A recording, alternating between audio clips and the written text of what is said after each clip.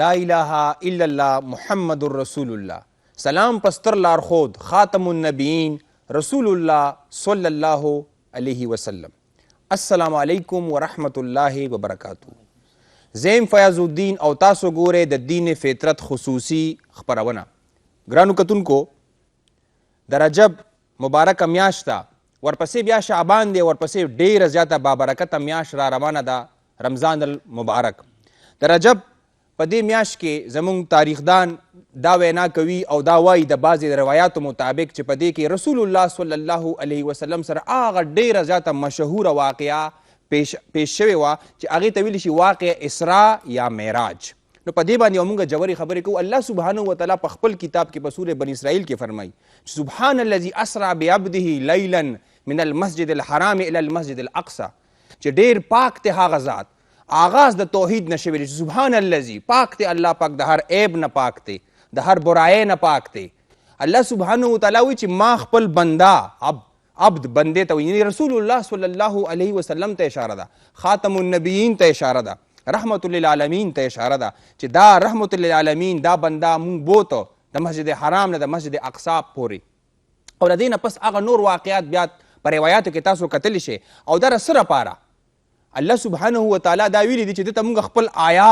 آیات نه خپل نشانه وته مشاهده وته وکړو د ملکوت السماوات والارض د ځمکې او د اسمان چې راکم زما بادشاهت دی. الله سبحانه وتعالی وی دا قدرتونه زه ورته وښیم او په روایاتو کې د هغې تفصیل راغلی دی. په دې باندې به جوړې خبرې کوو. دا یو بنیادي مقدمې باندې دا خبره باید چې موږ پې ځان پوه کړو. داسې قسمه مشاهده انبیا علیهم السلام ته کیږي. د دې ذکر په سورې انعام کې د سیدنا ابراهیم علیه السلام سره هم تړلی شوی دی. وکذلک نوریه ابراهیم ملکوت السماوات والارض، ملکوت السماوات والارض چې دغه رنګ ابراهیم علیه السلام ته دا مشاهدات کړي شوي دي او د پاره دی چې دی د موقنین نشي ولیکون من الموقنین چې دی یقین وکړي دی باور وکړي. او موږ ته هم دا ویلي شوي تاسو دې پیغمبرانو پسې روان شئ نو باید چې موږ د رسول الله صلی الله علیه وسلم سنت خپل کو او هغوی پسې ور روان شو. موږ ته موږ کنه فتبعوا ملت ابراهیم حنیفا، تاسو ټول ای مسلمانانو تاسو ټول د ابراهیم علیه السلام پسې روان شئ. نو دا یقین ساتل چې د کائنات یو خالق دی او دا یقین ساتل چې جنت هم شته، معراج هم دا موږ ته ښیي کنه چې جنت هم شته او دوزخ هم شته او دوزخ بدو خلکو له دی، جنت ښه خلکو لره دی. الله دې وکړي چې موږ د ښه خلکو له شو. په دې باندې به جوړې خبرې کوو. په دې واقع کې زموږ دپاره سبق څه دی، څه امید دی، څه رڼا موږ ته راکوي، څه دې نه مونږه نوکات اغشتي شو. په دې باندې به انشاءالله جوړې خبرې کوو. اول د ټولو نه مخکې زه د خپل ما سره چې کوم کو هوسټ دی ډاکټر مفتی اسرار مجاهد صاحب هغوی ته په خیر راغلی وایم. السلام علیکم. وعلیکم السلام ورحمۃ اللہ. الحمدلله مننه. زمونږ دویم میلمه بیا دی مولانا شیراز خان صاحب. السلام علیکم. څنګه یې جی خیر دی خیریت دی. زمونږ دریم میلمه محمد حسن قادری صاحب. السلام علیکم. قادری صاحب خیر دی جوړ یې ټیک ټاک بخیر رالی. او زمونږ څلورم میلمه دی مولانا ولید باقر صاحب. السلام علیکم. څنګه یې جی خیر دی ټیک ټاک. د پروګرام باقاعده آغاز به د ولید باقر نه کوو. ولید صاحب تاسو موږ ته ده ووایه چې د دې واقع اسراء یا معراج ورته ویل کېږي په عرف عام کې دې واقع سره تړلی شوي اسباق څه دي، موږ دې نه څه سبق اخیستی شو، څه نظر لرئ؟ جی بسم الله الرحمن الرحیم. ټولو نه مخکې ډېره مننه استاد محترم ستاسو د ټول ټیم ستاسو د پر رونق پروګرام ته زه راوبللم. راځم هغې پوښتنې طرف ته. کومه پوښتنه چې ما نه تاسو وکړله دا یو ډیره بابرکته او ډیره یو تیقن والا واقعه چې دی نو هغه پیش شوې ده. لکه څرنګه چې ابتدا کې تاسو دا وفرمایل چې وکذلک نوری ابراهیم ملکوت السماوات والارض ولیکون من الموقنین، چې دغه رنګ مونږه وښودله ابراهیم علیه السلام ته د اسمانونو دا بادشاهت لیکون دې دپاره من الموقنین چې هغه شي د یقین کوونکو نه، یعنی ابراهیم علیه السلام چې د یقین کوونکو نه شي. اوس به دې خبره باندې غور او فکر دا کول پکار دی موږ چې من الموقنین د یقین کوونکو نشي نو په چا یقین راشي، یعنی په هغه ذات باندې یقین راشي. قرآن کریم کې الله تعالی فرمای الله نور السماوات والارض، الله تعالی چې دی هغه رڼا ورکوونکی دی د اسمانونو ته او د ځمکې ته. نو اوس به دې باندې به زه تاسو ته یو مثال پیش کما چې یو لایټ کلاو کوونکی وي، یو ټارچ لګوونکی وي، هغه یو ټارچ دی نو هغه لګوي او بیا د هغې ټارچ هغه رڼا په بل سیز باندې ورغورځېږي نو د خلکو توجه چې دا نو هغه هغې سیزونو طرف ته لاړ شي او دا ټارچ لګونکی چې دی دلی توجه لاړه نه شي نو دغه رنګ حال چې دی هغه زمونږ د مسلمانانو شوی دی لکه څرنګه چې تاسو ووې چې مونږ له دې کې سبق څه پروت دی نو دې کې سبق مونږ له دغه دی چې دې کې مونږ له تیقن حاصلېږي چې زمونږ یقین په چا باندې زیاتېږي په خپل رب باندې زیاتېږي چې دا کائنات دا نظام چې دی هغه چلیږي یو ذات دی هغه دا کائنات چلی بیا تاسو وګورئ چې دا کائنات چلیږي نو دې کې مونږ له چې مخې له کوم څیزونه راځي هغه زموږ مشاهدات دي دام د الله تعالی قدرت دی باران دام آیات دي خو الله تعالی چې دی نو هغه د خاص کر انبیاو علیهم السلام سره دا معامله وکړي چې هغوی ته خرق عادت واقعیات یعنی هغه واقعیات چې هغه د عادت نه هټ کروي نو هغه ورته وښودلی شي دې دپاره چې یقین کې اضافه وشي لکه تاسو ګورئ قلنا یا نارو کونی بردا وسلاما علی ابراهیم ابراهیم علیه السلام خپل قوم والو چې دی نو هغه په اور کې وروغورځولو خو الله تعالی دا فرمایل قلنا اوی مونږه یا نارو کونی بردا وسلاما علی ابراهیم چې ای اوره ته یخ شه او داسې یخ شه چې سلامت واله شه په ابراهیم علیه السلام باندې نو اوس مونږ لا دې کې دا سبق پروت دی چې زمونږه په هغه رڼا ورکوونکي باندې نظر پرېوځي او په هغه باندې زمونږ یقین چې دی نو هغه زیات شي. ډېر ښکلی ډېر ګرانو کتونکو تاسو وکتل ولید باقر صاحب په دې ډېره د ښکلې خبره وکړه د کائنات مشاهده د الله سبحانه وتعالی د قدرتونو مشاهده زمون خوږ پیغمبر خاتم النبیین رسول الله صلی الله علیه وسلم ته ورکړې شوې وه. محققین علما دا هم وایي چې په دې واقعه کې زمونږ دپاره د امید رڼا هم ده. دا تپوس په مونږ د محمد حسن قادري ډېر قابل قدر محترم کو قادري صاحب تاسو موږ ته دا واقعه د معراج مونږ ته څه امید راکوي؟ مفتی سے محترم الله خوشحاله کا ډېر بهترین پروګرام را جوړ دی مهرباني. تاسو وایئ چې دا واقع موږ ته څه امید راکوي؟ امید دا دی چې کله دا واقع راله د دې واقع نه مخکې دا زمانه داسې و چې رسول الله صلی الله علیه وسلم د نبوت دا اعلان کړی و بیا په دغه زمانه کې د سره خپل خلک ټول ورانو بالکل ډېر تکلیفونه تر دې چې د ټول قومونه چې څوم قریش دي څومره عرب دي ټولو د رسول الله صلی الله علیه وسلم سره هغه رشتوالي خپلولي تر دې چې هغه چا به پې خوراک څښاک د هر څه پې بند کړل څوک په دوی سره خبرې نه کوئ څوک په ورسره سلام نه کوئ بایکاټ وشو. بل د دې واقع نه قبل نبی علیه السلام طائف ته لاړې نبی علیه الصلاة والسلام چې کله طائف ته لاړې طائف خلکو په رسول الله صلی الله علیه وسلم باندې د هغه خوږ رخسار هغه رخسار چې الله پې قسم خوري هغه رخسار به نینې مبارکې روانې وي دغه دین اسلام دپاره. نو کله چې دا واقع داسې راله نو دې لپاره نبي کریم صلی الله علیه وسلم الله جل جلاله باره بوتلو چې نبی علیه السلام دا غمونه او تکلیفونه پرې راغلي دي چې دا نبی علیه السلام دا خفګان ختم شي او په دغې کې یو بل دومره تکلیف راغلی او په دغې نه مخکې چې نبي کریم صلی الله علیه وسلم روتو بار ته مکې مکرمې ته مکې مکرم کې د ابو جهل دی او د ابو جهل سره خپل غلامان دي خپل خلک ور سره دي دوی ته نبي کریم صلی الله علیه وسلم دعوت د دین ورکو एकदम په دې دوران کې ابو جهل راولګي د رسول الله صلی الله علیه وسلم باندې سر مات کو نبی علیه السلام یې راوغورځو ته دي د پاسه په نبی علیه السلام ناسو د ابو جهل کله نبی علیه السلام خپل کور ته راځي نو د حمزه رضی الله یو غلام دی دا غلام چې نبی علیه السلام یې ولید نبی علیه السلام داسې رخسارو چې قرآن کې په الله قسم خوري دومره ښایسته او په دې دا اینې مبارکې ولیدلې نو رالی د حمزه رضی الله کور والا ته وایي چې نن خو محمد ډېر په اینو کې سورو ابو جهل خو نن ډېر تکلیف ورکړی دا خبره حمزه رضی الله کور والا ته وکړه حمزه رضی الله شام ته په سفر تللی چې واپس رالی نو د حمزه رضی الله کور والا هم خوراک نه کوي دا غلام هم خوراک نه کوي وایي څه وجه راغلی څه علت راغلی وایي داسې علت راغلی دی چې نن ابو جهل دومره ظلم وکړو چې د کافرانو زړونه یې خفه کړل دغه دوران کې حمزه رضی الله ایمان نه راوړی او کور والی ایمان نه راوړی او د غلام ایمان نه راوړی دا خبره یې ورته وکړه نو حمزه رضی الله رسول الله تره مبارکو داسې بهادر تره یو دا ډایرک روان شو کعبې ته او ابو جهل ته وی تا محمد داسې بې وارثه وګڼو تا وی چې داغه څوک نشته نو د ابو جهل راوګرځو ساره علمات کو چې ساره علمات کو چې نبی علیه السلام را حمزه رضی الله عنه رااله نبی علیه الصلاۃ والسلام ته فرمای چې ستا بدله ما واغسته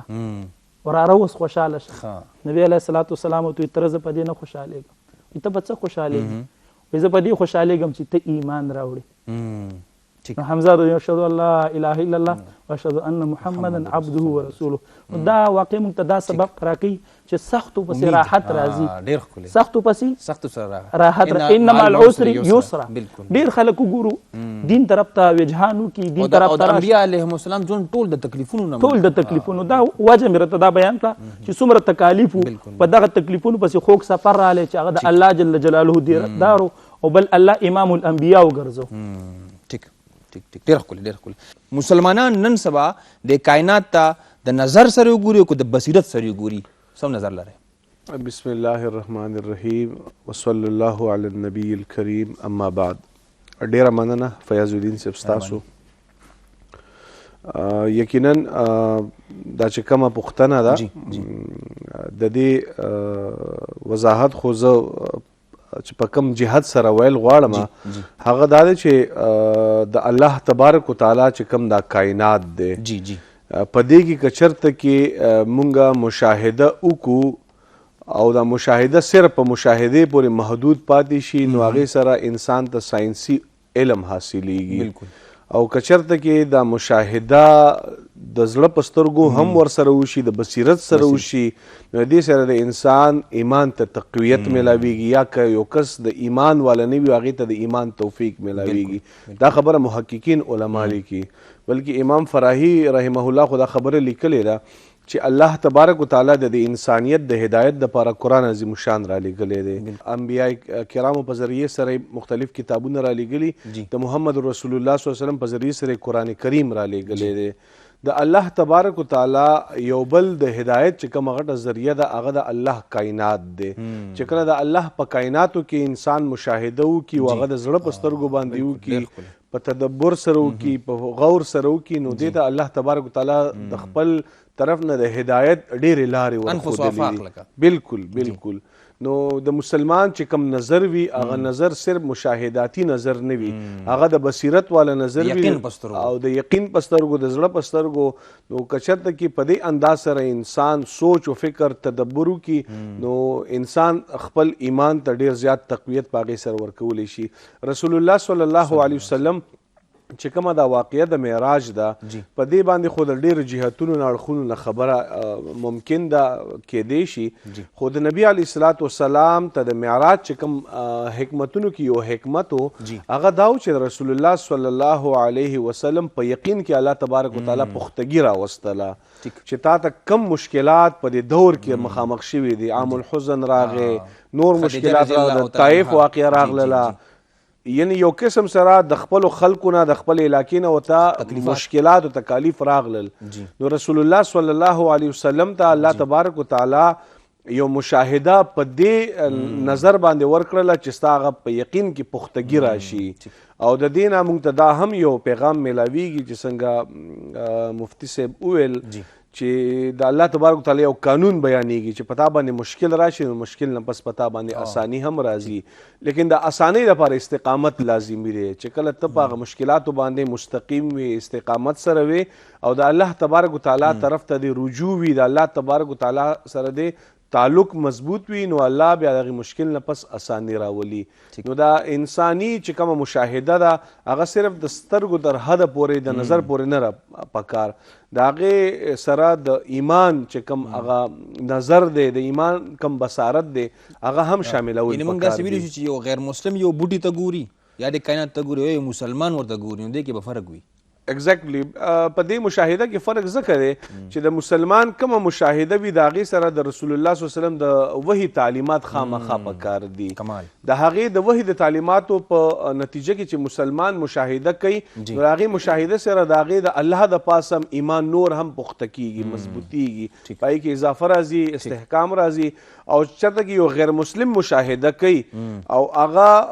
صرف په مشاهدې پورې د سترګو په نظر پورې محدود وي د هغې سره ساینسي تجربه تجربات خو شي دنیوي فواید حاصل شي خو اخروی فائدې نه حاصلېږي لازمه خبردار چې د الله تبارک وتعالی انسان ته کم هغه د زړه یو بصیرت ورکړی دی د زړه سترګې ورکړي د زړه سترګې د سترګو د نظر سره چې یو ځای شي نو هغه د الله تبارک وتعالی هغه حقانیت ته انسان رسیږي او بله زه دا خبره کوم دا واقع معراج ډېره ښه موضوع ده په دې کې په دور حاضر کې مونږ ته پکار دا دی د واقع معراج چې کومه واقعه الله تبارک وتعالی په قرآن کې د دې خبرې آغاز کوي نو سبحان الذي اسرا سره آغاز کړی الله تبارک وتعالی خپل وحدانیت خپل پاکواله پکې په ترجیحاتو کې ساتلې نو مونږ ته هم پکار دی بحیثیت مسلمان چې په دې واقعه پورې کم داشن د غیر ضروري سيزونه مونږه د روایتو په نظر باندې په دې کې احتیاط پکار دی د الله تبارک وتعالی چې کوم وحدانیت دی یا د هغې کومه پاکیزګي ده پاکوالی دی هغه د داشن د روایتو په نظر باندې د هغې متعلق شکوک و شبهات نه دي پیدا کول پکار ډېر بهترین اسرا د اعتدال سبق هم ورکي مونږ ته دا ګورو دې ته غور چې کوو تاسو مونږ ته ووایئ چې په خپل ژوند کې د دغې نه مونږ د اعتدال دا سبق څنګه حاصلو زموږ ژوند کې به اعتدال څنګه راځي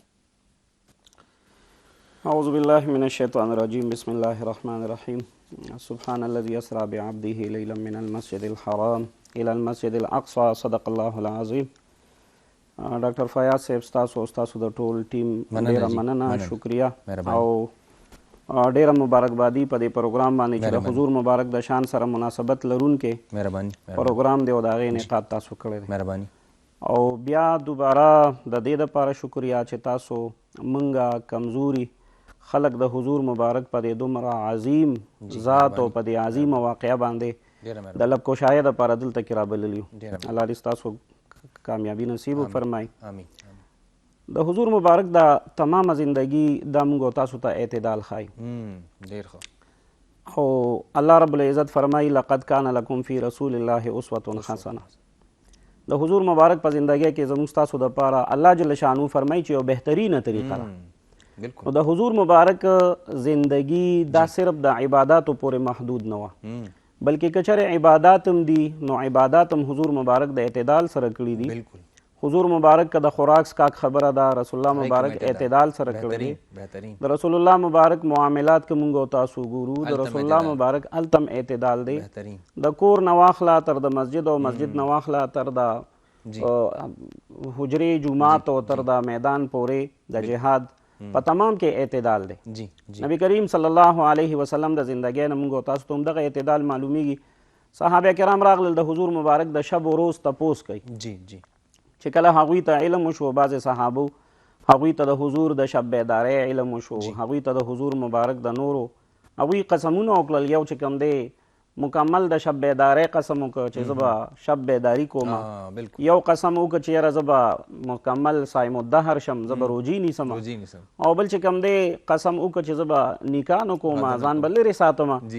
نبي علیه الصلاة وسلام دا راوغوښتل اوس که وګورئ نو دا درې واړه ګوره عبادات دي معاملات دي او معاشرت دی رسول الله مبارک په دغې معامله کې د درېو واړو ته د عباداتو هم اعتدال وښودو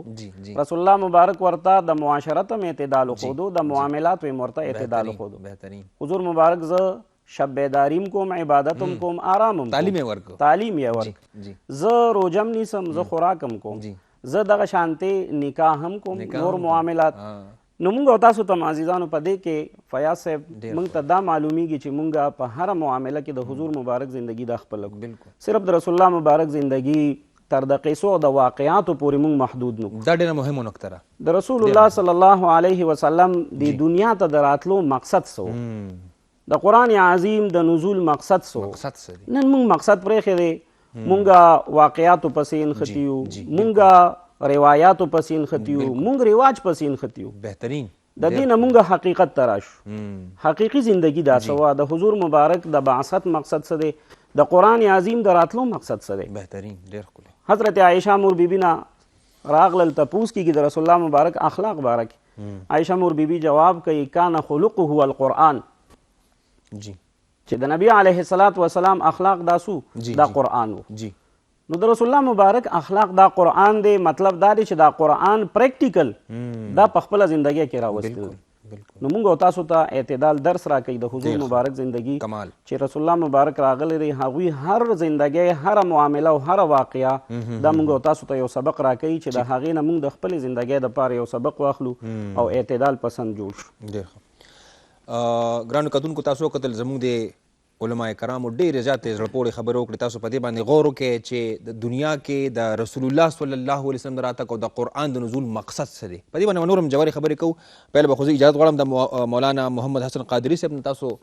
نعت ته به جوړېږي چې نعت پکې تاسو څه کلمات ووایئ نه پس مخکې پروګرام جاري کړو. زه یم چې تاسو پکې نعت هم ووایئ رسول الله صلی الله علیه وسلم دا سعادت په حاصل. اصل کې مونږ د معراج مبارک دغه ده جی جی زه یم چې بس پروګرام دی الفاظ او ووایئ. څو بالکل بالکل تاسو فیض بستانی رحمت الله علیه چې کوم دغه قصیده لیکلې هغې کې به یو څو کړی وایو. مولاي صل وسلم دائما ابدا على حبيبك خير الخلق كلهم. مولاي صل وسلم دائما ابدا على حبيبك خير خلق كلهم.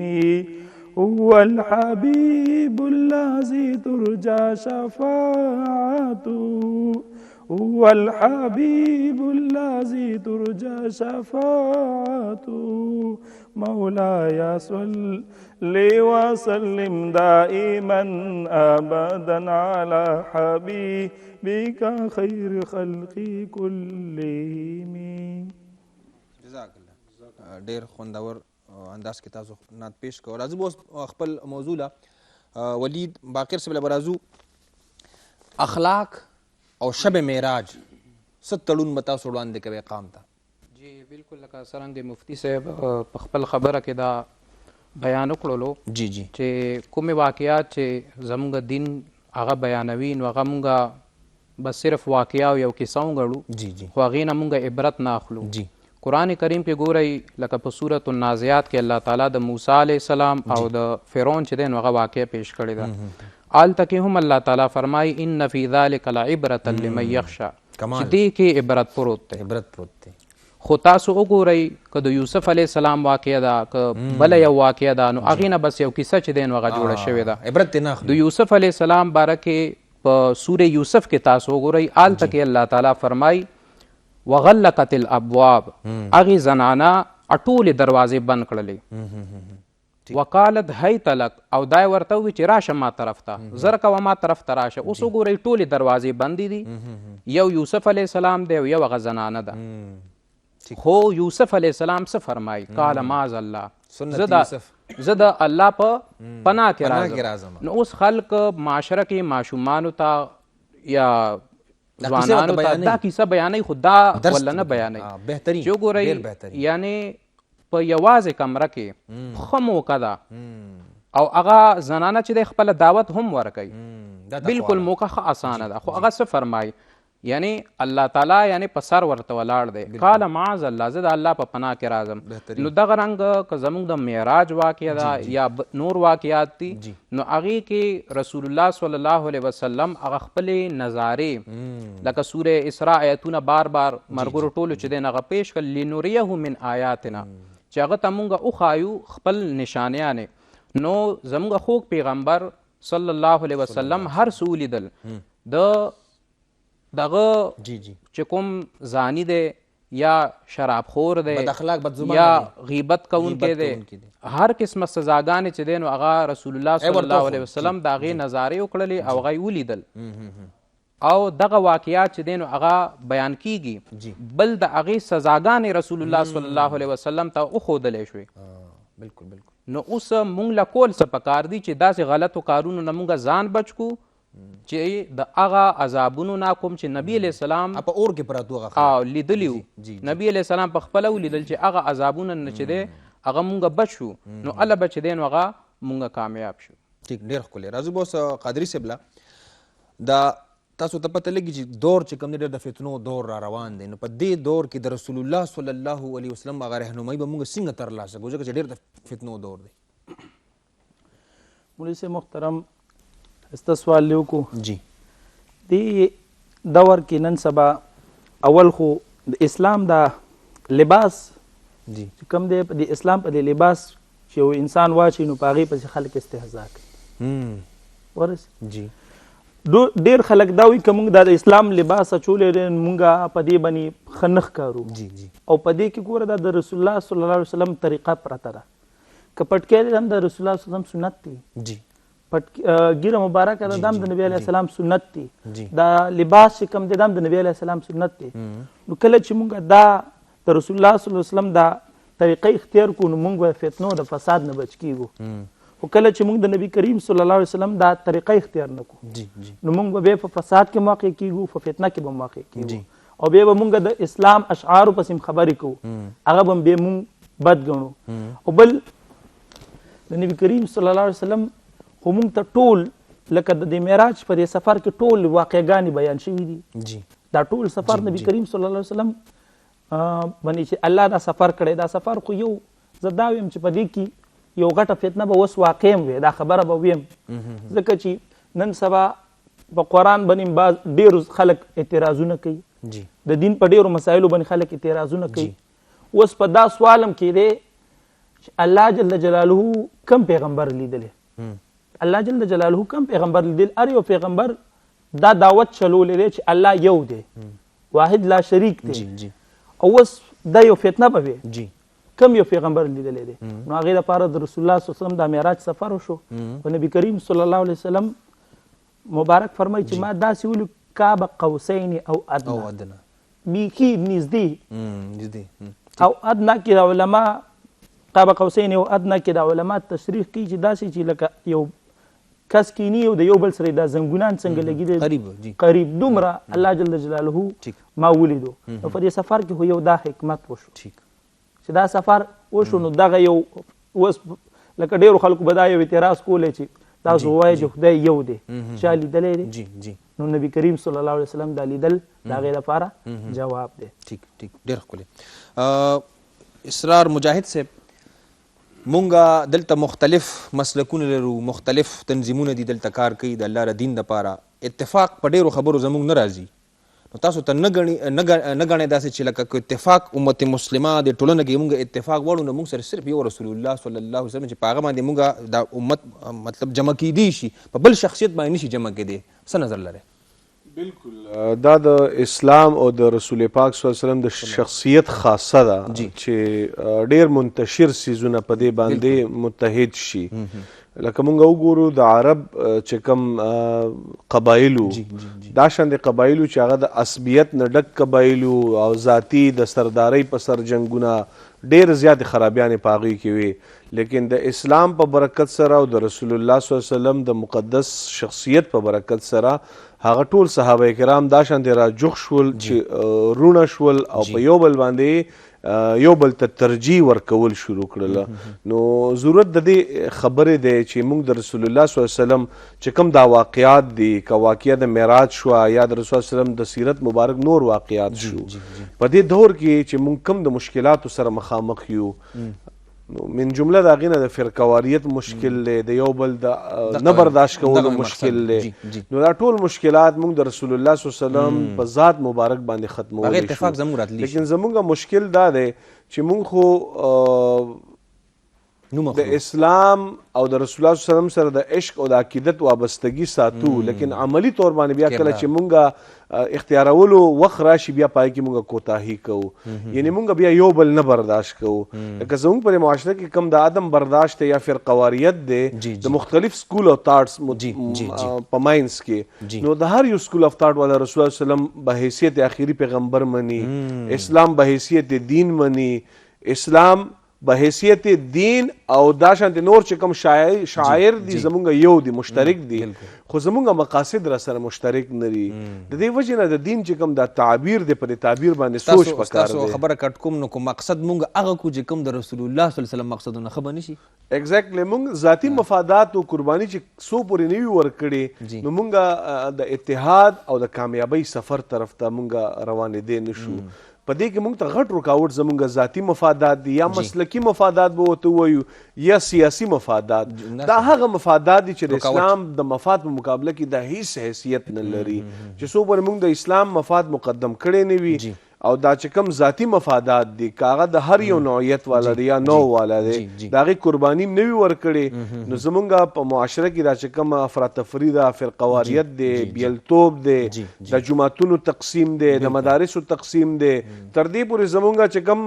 مفتی صاحب ډېره ښه خبره وکړه مذهبي شناخت یا د مذهبي یا د اسلام د لباس دلته یو سوال دا رہی چې زمونږه اسلامي لباس کم یو دی زمونږ خو په پګړو کې هم فرقواریت را دننوتی دی پرنګونو کې هم را دننوتی دی دا دی چې موږ له په دې څیزونو باندې سوچ پکار دی چې څو پورې موږ په دې جبر انداز باندې سوچ نه وي کړی نو مشکلات موږ به ځان له دوکې ورکو زمونږ ډېر کبایر اکابر علما کرام اسلام په دې کوششونو کې لاړل د هغوی خواهش و چې مسلمان امت موږ یوځای کړو خو د هغې لپاره چې کوم عملي سټپس اخیستل دي چې هغه څو پورې موږ اوچت کړي نه وي او په یو میز باندې په یو ډیسک باندې کېناستلي نو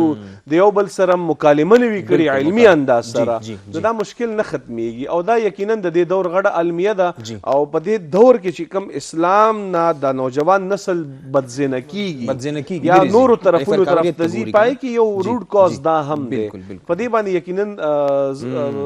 چې څومره هم اظهار افسوس وکړی شي اظهار غم خفګان نو کم دی باقر صاحب زموږ دا پروګرام دین فطرت د خیبر نیوز د شیشې په ذریعه باندې جوړ دی او دا د رسول الله صلی الله علیه وسلم په نوم باندې جوړ دی نو الحمدلله رب العالمین موږ رب العالمین رحمت للعالمین مبعوث کو نو هغه په کم شکل کې زموږ دپاره رحمت کیدی شي په موجوده ټولنه کې جی او ډیره اهمه پوښتنه تاسو وکړله جی څرنګه چې مفتی صاحب دغه وفرمایل چې قرآن کریم کې الله تعالی فرمایي قل ان کنتم تحبون الله فاتبعوني یحببکم الله جی جی دینه مخکې سورة البقره کې الله تعالی دغه فرمایلی دي د مؤمنانو باره کې جی جی والذین آمنوا اشد حبا لله دا مؤمنان چې دي دا زیاته مینه لري د الله تعالی سره مینه کې ډیر سخت دي د الله تعالی سره بیا الله تعالی فرمایي قل ان کنتم تحبون الله ښه تاسو اوس مینه لرل غواړئ د الله تعالی سره مینه یعنی لرل غواړئ فتبعوني نو زما تابعداري وکئ یحببکم الله الله به تاسو سره مینه کوي نو اوس لکه څرنګه چې تاسو پوښتنه وکړه چې الله تعالی فرمایي چې الله تعالی خو دی الحمدلله رب العالمین ټول تعریفونه د الوهیت چا لره دي دا یو الله تعالی لره دي بیا رسول الله صلی الله علیه وسلم رحمت للعالمین دی نو رسول الله صلی الله علیه وسلم څنګه رحمت للعالمین دی دغه آیت کې الله تعالی فرمایل د رسول الله په دې ژبه مبارکه فتبعوني نو اوس تاسو وګورئ چې رسول الله صلی الله علیه وسلم فرمایل فتبعوني یحببکم الله نو د رسول الله عمل ته به مونږ ګورو د رسول الله ایمان ته به مونږ ګورو د رسول الله عمل به هم مونږ فالو کوو د رسول الله ایمان به هم مونږ فالو کوو د رسول الله اوس ایمان څه دی د رسول الله صلی الله علیه وسلم ایمان اغا په سورة الجن کې الله تعالی فرمائی قل اے نبی اعلانو کا انما ادعو ربی ولا اشرک به احدا زه خو صرف او صرف خپل رب را بلما توحید دی ولا اشرک به احدا او دی را بللو کې به بدی را بللو کې احدا هیڅوک هم نه را بلما دغه رنګ رسول الله صلی الله علیه وسلم په ژبه باندې دا وویلی شول چې اے پیغمبره قل اعوذ برب الفلق من شر ما خلق ومن شر غاسق اذا وقب دغرم قل اعوذ برب الناس ملک الناس اله الناس نو پناه کې راتلل د الله تعالی سره صحیح ده کنه او دغه رنګ ټول انبیا تاسو وګورئ د ټولو انبیا یونس علیه السلام د مۍ په ګېډه کې دی خپل رب رابلي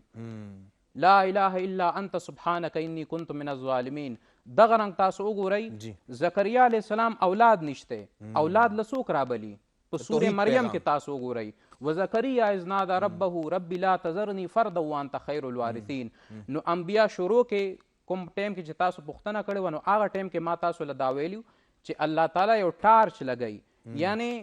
نور السماوات والارض رزق به ورکوي اولاد به ورکوي فتح به ورکوي هر څه به ورکوي دعا به قبلوي نو اوس ایمان او تیقن دغه رنګ معراج واقع به پیش کیږي تیقن به 50 زیاتیږي په هغه الله تعالی باندې به زیاتیږي نه چې اوس خلک سوچ څه چلو کی جی فلان کی یو واقعه راغله د ابراهیم علیه السلام واقعه راغله یا عیسی علیه السلام اوس الله تعالی بغیر د پلاره پیدا کړو بالکل دا یو تیقن دی دې دپاره چې ایمان چې دی 50 زیات شي په هغه الله تعالی باندې زیات شي نو خلکو څه چلو کو هغه الله تعالی خلکو پرېښودو عیسی علیه السلام ته ورغلل. دغه رنګ ګورئ رسول الله صلی الله علیه وسلم فرمایي زه خپل رب رابلم، خو خلک چې دی د رسول تعلیم پرېږدي او رسول هم پرېږدي، الله پرېښودو، توحید پرېښودو او بیا څه وایي بردو مې رجولي یا محمد. دغه رنګ نارې چې دی نو هغه نارابازي، دغه رنګ نور چې دی نو هغه شروع شي. نو لہذا رسول الله صلی الله علیه وسلم رحمت للعالمین دی. په ایمان کې اتباع، په عمل کې اتباع، دا ډیره زیاته ضروری ده. ډیر ښکلی. قادري صاحب څنګه چې د دوی د خبرونو دا اندازه ماته وشو چې دغه واقع اسراء یا معراج تیقن سیوا کوي، نو په موجوده ټولنه کې که موږ د مسلمانان ایمان او یقین تو ګورو که نه، یعنی دا واقعه د خدای شتون ثابتوي، د خدای موجودګۍ احساس په موږ کې پیدا کوي. که زه رډۍ والی یم به زه د خدای موجودګۍ احساس به نه ملاوټ به نه کوم، دروغ به نه ویم، نو به موږ په ټولنه کې تاسو ته نه لګي چې دا یقین زموږ چې کوم دی دا لږ داسې خوځېدلې غونته کې د تیقن کمې نه دی، ځکه چې دا قام سمیږي نه. پولیس محترم ډېر بهترین سوال دی وکړو. علما د ابتدا نه په دې سوال کې شروع دي او تفصیل پکې شروع دی. داسې ده چې الله جل جلاله الحمدلله ټول منو، ټول منو. د نبی کریم صلی الله علیه وسلم دا کم سفر چې وشو که نه، په دې سفر باندې نور هم د مؤمنانو یقین پیدا شو. تاسو ته ما په ابتدا چې نور هم مؤمنانو یقین پیدا شو. جبرئیل امین ته الله جل جلاله چې لاړ شه او نبی کریم صلی الله علیه وسلم دپاره ټولو کتابونو لیکلي دي، هر مکتبه فکر او دا حدیثونه ثابت دي، په دې کې موږ ځانه نشو خبره کولی چې نبی کریم صلی الله علیه وسلم دپاره یو بوراق تیار کا. جبرئیل امین وایي چې زه جنت ته لاړم 40,000 بوراقه ولاړو، په هغه کې یو بوراق چې کم استه کوم سورلی وه دا یو ځان ته ولاړه وه. ډېر کتابونه لیکي چې دا بوراقه حالت ډېر خفګان و. جبرئیل علیه السلام ورته ووایي چې ولې، چې دا حالت مې داسې ځکه دي چې د نبی هر زمان به راځي او زه ډېر کمزور یم، چې هغه فضیلت ما ته حاصل شي نو زه دا یو خفګان دا وکومه. جبرئیل علیه السلام ورته ووایي چې مبارک دي تا لره سفر پتا کېږي. بل نبی علیه السلام د دې سفر دپاره جبرئیل علیه السلام ته الله جل جلاله چې ځان سره 80,000 فرشتې کا، 80,000 فرشتې بوراق. او په دغه ورځ باندې کتابونه لیکي چې میکائیل علیه السلام چې هغه د رزق دا کومه ډیوټي چې دا د میکائیل علیه السلام دغه فرشته هم سره کړه. اسرافیل علیه السلام چې د شپېلۍ تر د قیامت ورځې پورې ډیوټي ده، دغه اسرافیل علیه السلام هم کو نبی کریم صلی الله علیه وسلم ته رالل. نبی علیه السلام په دې وخت باندې ام حنی صاحب په کور کې و. ام حنی صاحب دا د ابو طالب صاحب لور ده، د علی رضی الله عنه مبارک خور ده، دوی په کور کې و. نبی علیه السلام آرام فرما دی، جبرئیل امین رالی اوس څه وکړم؟ نبی علیه السلام د الله جل جلاله وایي چې قدمونه ښکل کړه. دا قدمونه نبی علیه السلام دا قدمونه ښکل کړه. الله جل جلاله دیدار په دې لار کې ډېرې خبرې راغلي دي او د انبیاء کرامو ته لاړې نبی علیه السلام چې هلته لاړې هر یو پیغمبر خپل هغه تعریف او بیان وکړو. نبی علیه السلام چې بیان کوو چې تاسو ټول ته د مبارک وي، نن زما دیدار د الله جل جلاله سره دی. دا هم د یو فضیلت والا او د نبی علیه السلام د امت دپاره فضیلت خبره ده چې موسی علیه السلام الله جل جلاله ته وایي چې ربه ماته یو تجلی ښکاره کړه. الله ورته وایي ته زما د تجلی هغه طاقت تا کې نشته، هغه تجلی ته چې ښکاره کړه هغه غر الله ذرې کو. په موسی علیه السلام بېهوشي راله، نو نبی کریم صلی الله علیه وسلم څومره ملاقات وشو. دا د ایمان دپاره یو قوت دپاره یو بهترینه خبره ده. بل الله جل جلاله د ټولو مؤمنانو الحمدلله ټولو مؤمنانو دا یو یقین پیدا شو چې الله جل جلاله ذات شته دی، د الله جل جلاله د ذات نه د چا ذات اوچت نه دی. او دا ټول پیغمبران دا د الله جل جلاله یقین او الله جل جلاله په دې قرآن کې دوی سبحان الذي اسرا بعبده، عبد ته ویلې دی عبد. نو الله وی دا زما بنده دی، نو الله بنده څومره ښکلی دی، الله به څومره ښکلی. بالکل الله دې زموږ دغه دیدار نصیب. امین کې امین. مفتی صاحب په سورۃ توبه کې غالبا په آخري آیتونو کې الله سبحانه وتعالی د نبی کریم صلی الله علیه وسلم متعلق چې رؤوف بالمؤمنین، یعنی نبی اسلام شخصیت په مؤمنانو باندې ډیر زیات رحم به کو، رحم معامله به کوله. مونږ رحم کو؟ یقینا دا چې کوم موضوع دا معراج او رسول الله صلی الله علیه وسلم شخصیت دا سوال د دې سره ډېر زیات هغه جوخت تړون لري. د نبی علیه السلام چې کوم شخصیت قرآن کریم په خپله هایلایټ کړی دی ځای په ځای باندې د آیاتونو په ذریعې سره، نو د رسول الله وسلم په شخصیت کې نرمي، رحم دا یو غالب صفت و. رحمت للعالمین او دا شانتې ولو كنت فظا غلیظ القلب لانفضوا من حولک. نو کچرته کې ته سخت وې، سخت رویه وې، خوی دی، طبیعت دی سخت وې، نو دا خلک چې ستا نه کم ګیر چاپېر را جمع شوي دا به د لرې شوي وې. د نبی علیه السلام د شخصیت غټه خاصه نرمي وه. حضرت عایشه رضی الله عنها د دې خبرې ګواهي ورکوي او نبی علیه السلام په خپله هم دا خبره خوښه کړې ده چې ان الله رفیق و یحب الرفق. الله رفیق ذات دی او رفق او نرمي خوښوي. او پیغمبر اسلام فرمایي چې په کم څیز کې نرمي وي هغه نرمي هغې کار ته ښایست ورکوي، او چې په کم کار کې نرمي نه وي، سختي وي، نو هغې کار ته هغه خوبصورتي دې ختمیږي. نو دا یقینا د رسول الله وسلم د سیرت مبارک د دې پهلو نه موږ ته غټ سبق میلاویږي چې د دې دور هر یو فرد که هغه په معاشره کې په هر یو حیثیت سره کار کوي، که هغه د عالم په حیثیت سره دی یا د سرکاري ملازم په حیثیت سره دی یا بل حیثیت دی، د نبی علیه السلام دا وصف دا اختیارول دا د نبی علیه السلام سره د عقیدت، د محبت او د اتباع غټه صورت دی او اصل دا دی. د نبی علیه السلام سره اتباع خو مونږه د زبانی دعوو په صورت باندې ډېره زیاته کوو چې عقیدت کوو، عشق کوو، لیکن عملی طور باندې د کردار په ذریعه سره چې کوم عشق کیږي دا هغه عشق دی چې رسول الله صلی الله علیه وسلم بیا فخر کوي. رسول الله صلی الله علیه وسلم په دې باندې خوشحالیږي هم او دا به قابل تقلید هغه یو سنت وي. مولانا شیراز صاحب دا واقعا موږ ته صبر هم یو پیغام راکوي، لکه رسول الله صلی الله علیه وسلم دغه صبر په نتیجه کې ورته دا یو انعام ملو شو چې دا واقع وشوه. نو زموږ په ټولنه کې نن سبا تاسو ته بې صبري ډېره ده، که په ټرافیک کې وګورئ، که په کور کې وګورئ، په هر ځای کې. نو څه نظر لرئ دې متعلق؟ یقینا ډاکټر فیاض صاحب صبر مونږ خو دا ټول پروګرام غالبا هم د دې چاپېرچل د دغه نقطې نه دی چې د رسول الله مبارک زندگی خپله کړو، د حضور مبارک د محبت د هغې تقاضو نه یو صبر هم دی چې په مونږ کې صبر راشي. اصل کې بې صبري دا اله کېږي چې کله انسان د خپل ذات او د مفادو دپاره جنګ کوي. په هره معامله کې چې کله الله او د الله رسول ذات مخې ته وي نو بیا په کورني معاملاتو کې هم، په روزګاري معاملاتو کې هم، او دغه شان زمونږ نور چاپېرچل لکه د ټرپک واقعات شو یا بهرني زندگی شوه، په دې کې به مونږ ته بیا د حضور او د الله احکام مخې ته یو، نو مونږ به د صبر په لاره باندې سفر کوو، روان به یو. او که نه کله دقه خبره لرې شي، اخوا شي، نو بیا انسان د خپل نفس غلام شي. حضرت علی رضی الله تعالی عنه کافر ته پسینه باندې ناست دی او حضرت علی رضی الله عنه د کافر سر قریب و چې قلم کړی وی، کافر د لاندې نه د حضرت په هغه پرنور چهره باندې لاړ وتوکلی، حضرت علی صاحب پاسې دو پرې خو دغه کافر ډېر حیران شو، تپوس ته کې چې په ځای د دې چې تا زه مړ کړی وی نو تا زه پرېښودم. حضرت علی رضی الله عنه ورته جواب کوي په دې کې زموږ ستاسو ټولو دپاره دا تعلیم دی. ورته فرمایي چې یاره مخکې ما ته د الله او د الله د رسول د خاطره قتلولې، اوس تا په ما باندې لاړې راوتوکلې، په دې کې زما خپله ذاتي غوسه شامل شوه، نو زه د خپل ذات دپاره تا نه بدل اخیستل نه غواړم. نن محترمو دا څومره بې صبري چې کېږي او د عدم برداشت دی، ډیپریشن دی، انزایټي دا انسان په خپلو لاسونو باندې په خپله د ټینشن دلدل ته ځان غورځولی دی،